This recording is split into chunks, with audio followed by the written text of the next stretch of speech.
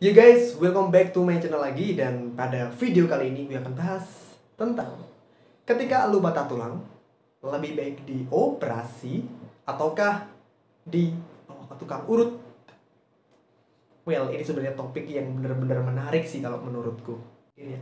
Oke, mungkin bagi kamu yang sedang patah tulang atau teman kalian patah tulang dan bingung apa sih langkah yang harus dilakukan ketika terjadi patah tulang, dibawa ke tukang urut kah, dibawa ke rumah sakit kah, atau didiamkan kah?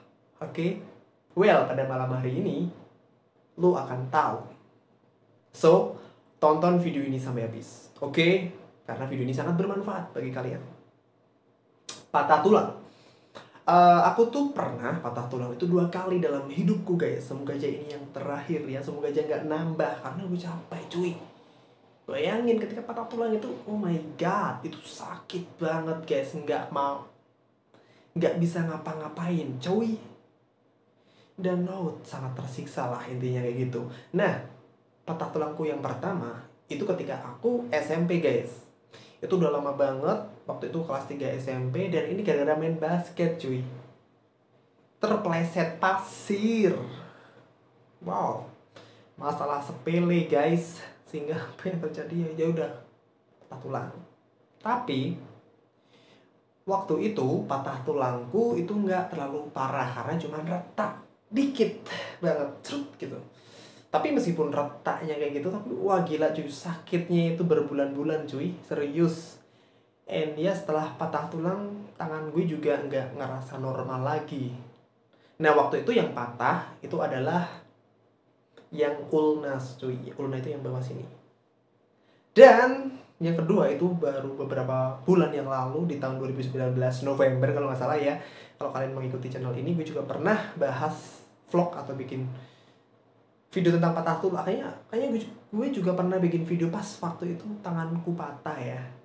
Lu bisa nonton sendiri nanti ya, oke? Itu juga gara-gara main basket cuy. Kalau itu lebih parah. Karena waktu itu aku lagi jump shoot guys. Lu tahu kan ketika jump shoot itu lompatanku tinggi banget. Dan ketika di titik paling tinggi itu gue tertabrak cuy. Gue terpelanting ke belakang dan gue langsung menahan pakai tangan kanan gue. Dan suasana di lapangan basket tersebut itu kan sunyi banget ya, nggak ada sound system.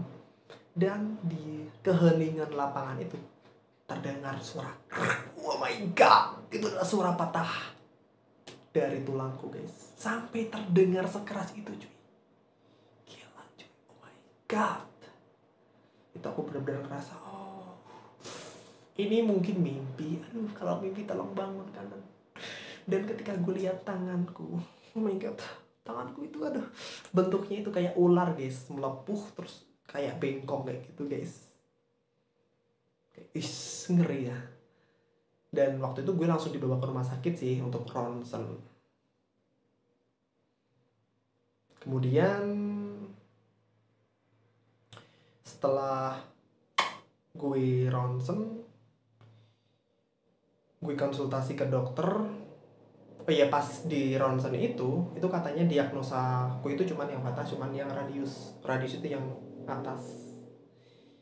Tapi ternyata setelah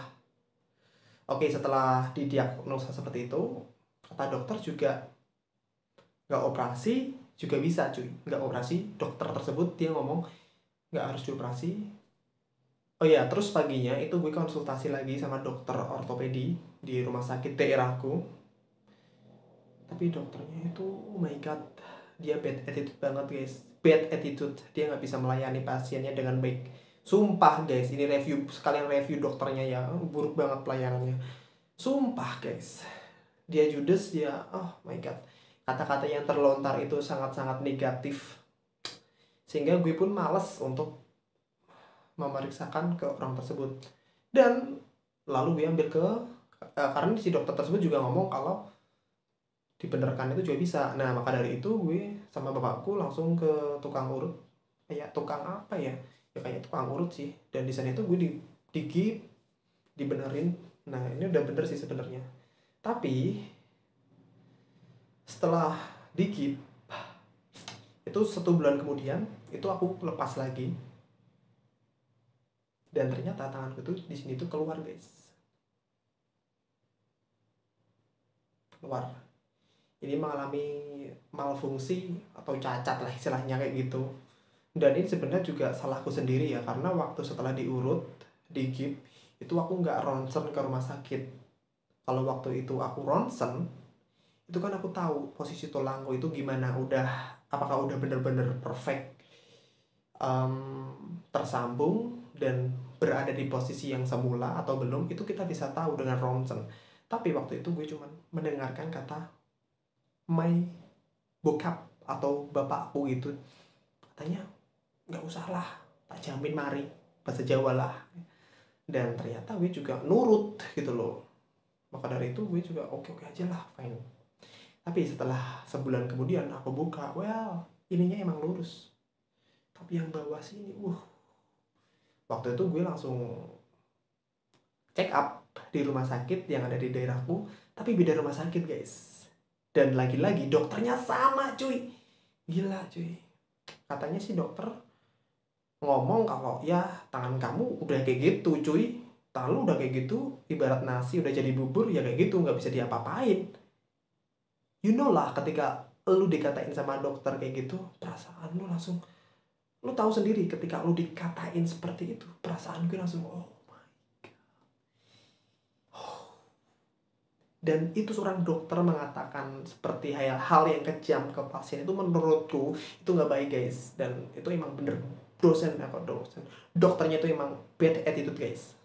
Oke guys, dia nggak bisa menghargai orang.